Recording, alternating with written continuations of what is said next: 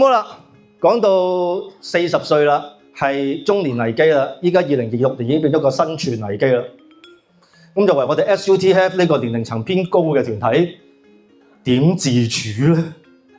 即係你睇下我哋有 KC 啊，有我啊，有 Simon 啊嗰啲啦，即係 Chapman 叫做小鮮肉㗎啦咁樣，點算咧？你話可以點算咧？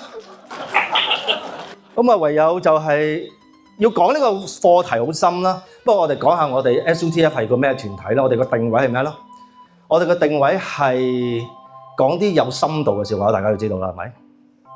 同埋有棱有角啊，咩不落俗套嗰啲啦。咁但係你要有深度咧，就得落有味啦。OK，咁就你一定要有啲時間啊，要鋪墊啊嘛。即係你直個妹變都要時間啦。咁但係咧，唔知係咪而家做開咧，即係接觸到新嘅觀眾，或者香港人真係變咗啊！即係以前佢哋有耐性嘅，即係我哋慢慢講，我哋慢慢聽。依家咧，我成日俾人話㗎，即係1分鐘裏邊冇笑位咧，就話你悶㗎啦。即係1分鐘要諗啊，喂，整個霸道總裁好冇咧？整個急血僵屍好冇咧？跟住絲襪泳衣好冇咧？哇，好頭痛㗎！咁同埋咧，而家咧，我見Flat 興起咗之後啦，嗰啲流量 post 咧，你一定要係鬧人啊、言上啊嗰啲啦，同埋人身攻擊先得㗎嘛。我都所以話網暴我係受唔少啦。